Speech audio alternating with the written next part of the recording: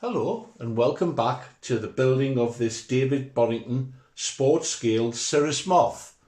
I've been working on it for the last few weeks now, and yesterday I tackled a really awkward job. The fitting of the undercarriage was quite straightforward. However, overcoming an issue with the cowl area was a different matter.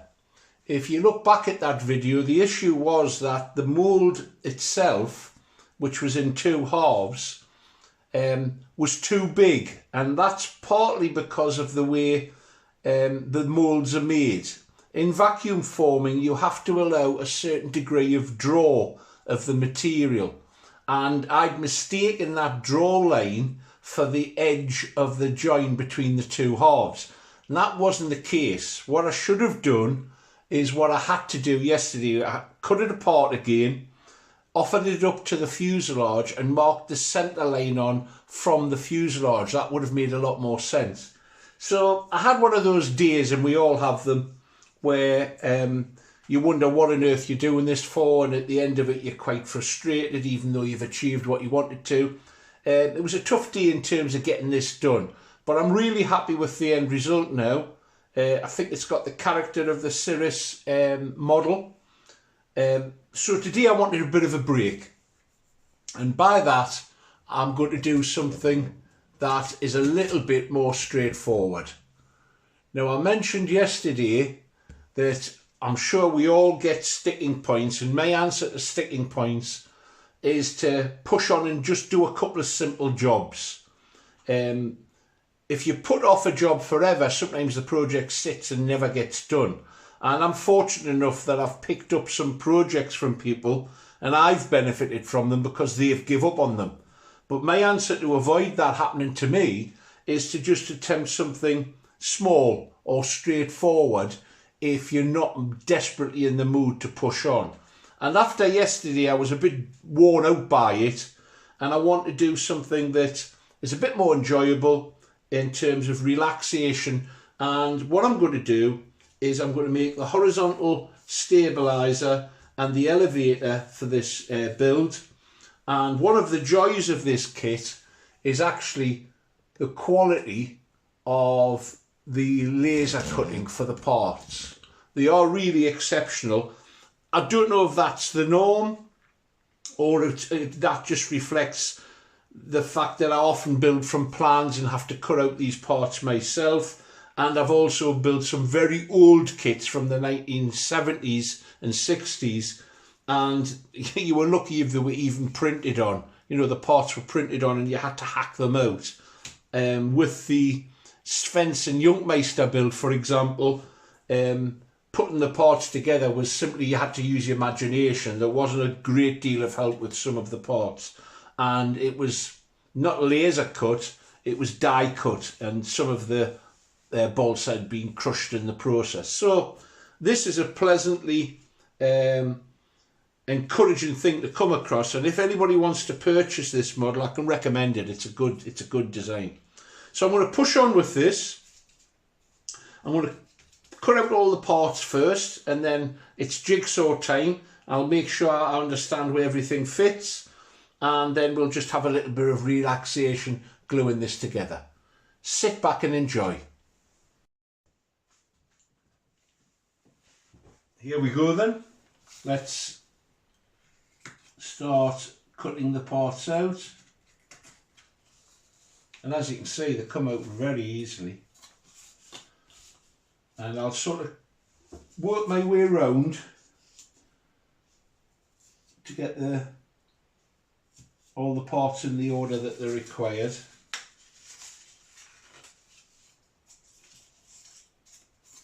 Now the numbering, I'll sand out because it is a little bit obtrusive. Although when it's covered it'll probably not be seen, but I will sand these out.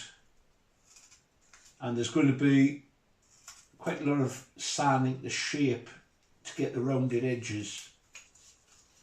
That's broke off, I don't know what it is at the moment.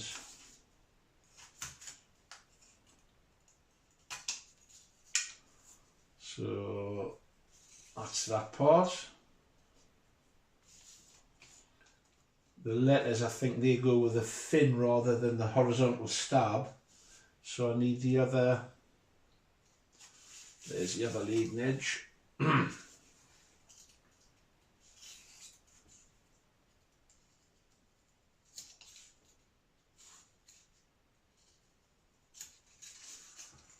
I don't know how others model, whether you have the TV on in the background or the radio or what. Sometimes it's nice just to have a little bit of silence.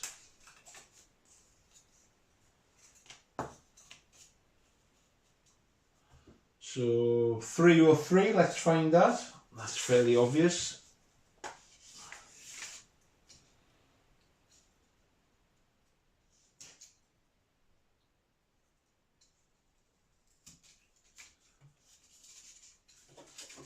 I hope you can tell how easily these are cutting out.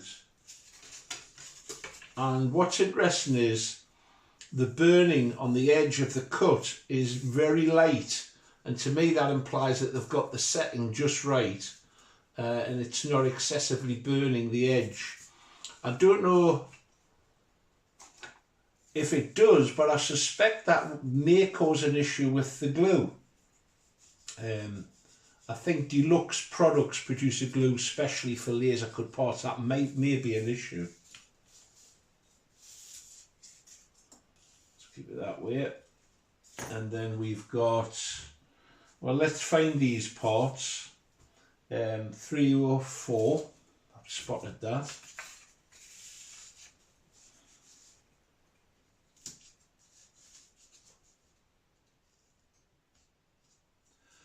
Now, I have a set of plans for this model in its previous form, and what's interesting, in fact I've got the model upstairs.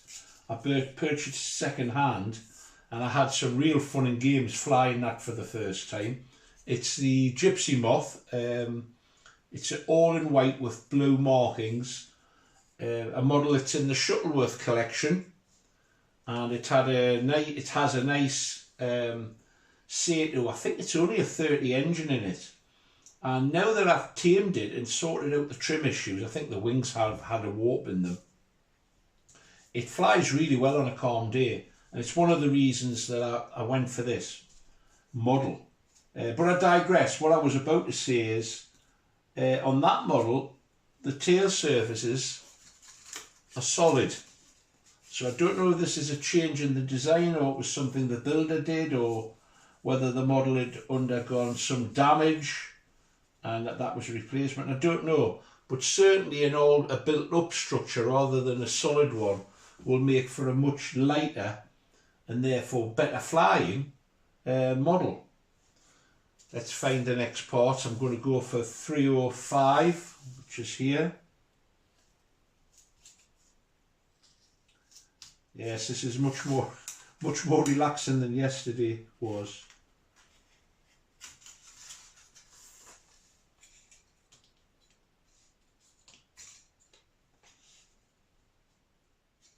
Yes, that philosophy of trying to do at least 2 little jobs each day, some of the jobs may be big, some may be small, is something that I once heard somebody comment on their model railway layout, or model railroad as you would call it in the States.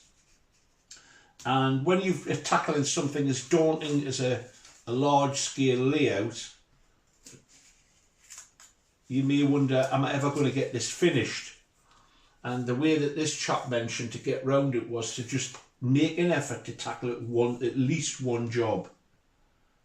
And by doing so, he felt that he made much more rapid progress. It's a philosophy I've taken to heart. And when I was doing model engineering, building steam engines and boilers and steam launches, which were long-term projects taken, I think, almost 3 years for the large launch that I've got sat in the living room. I tackled each small part of the build as a project in its own right. So I didn't feel like I had to rush to get things done. I enjoyed the process for what it was. And this is what I try to do with all the modelling that I do. Might explain actually why I race through it so quickly. It's not because I'm rushing to finish it, it's because I'm enjoying the process. So that's 306. Looking for these two parts. Right, 307, I've spotted that.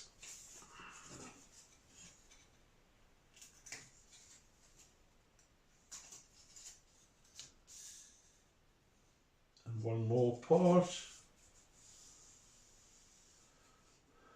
Found it.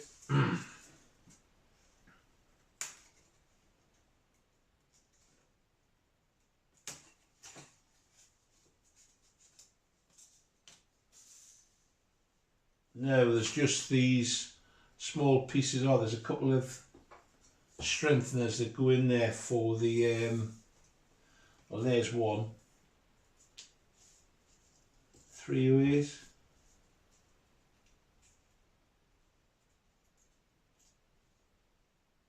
Find the other 308. Yeah, found it. And that's where the wire goes in to hold the two elevator sides together.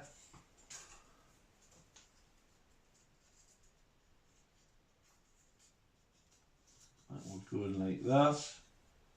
Now, I don't know where these parts are, so... All right, I do. They're lettered. They're lettered. M. So it says 309 and then a letter, and I'm assuming that letter corresponds to these parts. I'll pause that and I'll just double check. Right, I think I've worked it out. So I was looking for 309 and then a letter. They've just simply put the letters on, so there we go. See, dry fitting, they're all going to work really nicely, I think. Obviously I'll put a covering down, then we'll glue this together. So C, cut the other C out of this part.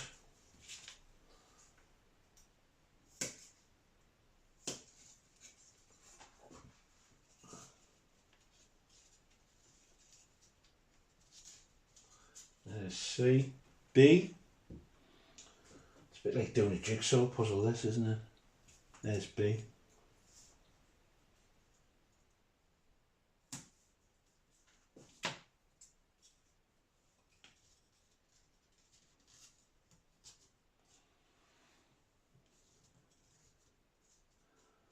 Nice neat fits. A, there's an A there.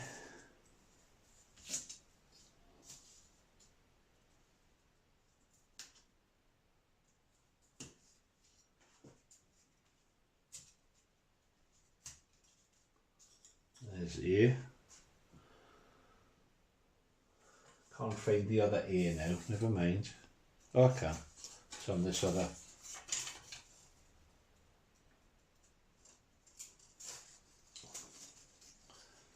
There you go, I think that's the part I need. So, A.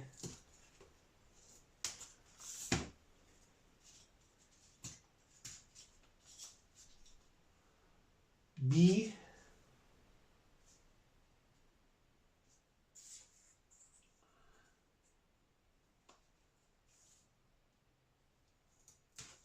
The taints of dyslexia don't help. Sometimes looking at the letters, I see them the wrong way around. D.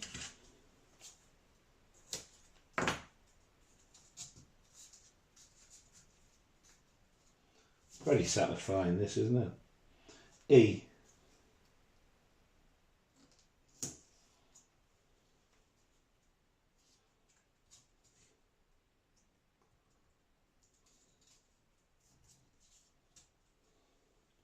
F.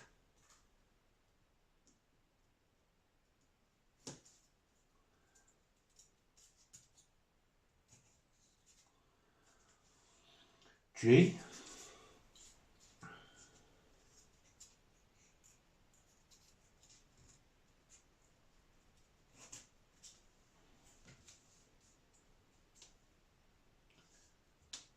G.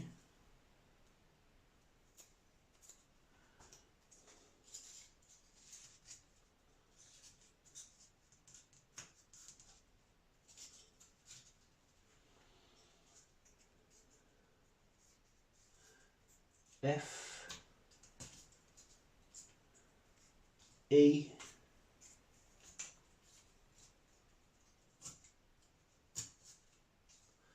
and D.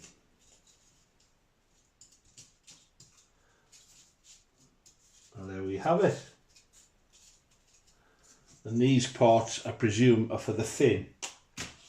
Well, that was rather easy, wasn't it? I'll get this solar film, not the solar film, sorry, the cling film down, and then we'll get this pinned and glued. And that's the task for today. Job done.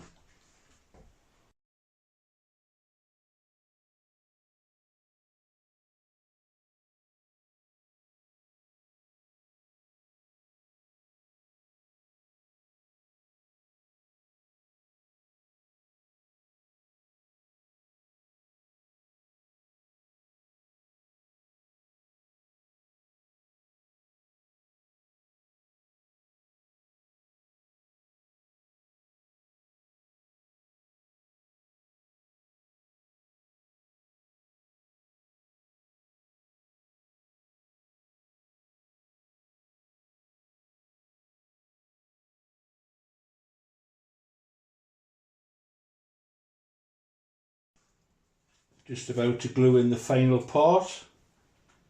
Been very relaxing, very chilled, and sometimes that's what you need with a modelling. It doesn't always have to be a head scratching and major effort. So I've enjoyed that. It's been a nice relaxing thing to do.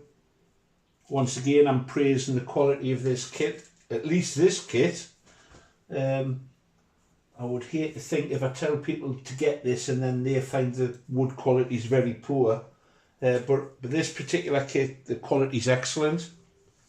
I've been struck actually in gluing this together. I've noticed that how light the wood is for the tail area, which of course it's something that you want. You don't want any extra weight in the at the rear end of the model. It can cause all kinds of problems when it comes to getting the CG right. But there you go. Excuse me. I hope you've enjoyed that. If you have, please give this a thumbs up and subscribe if you haven't considered doing so. It costs nothing and you get to watch the rest of the journey with this build. Bye for now.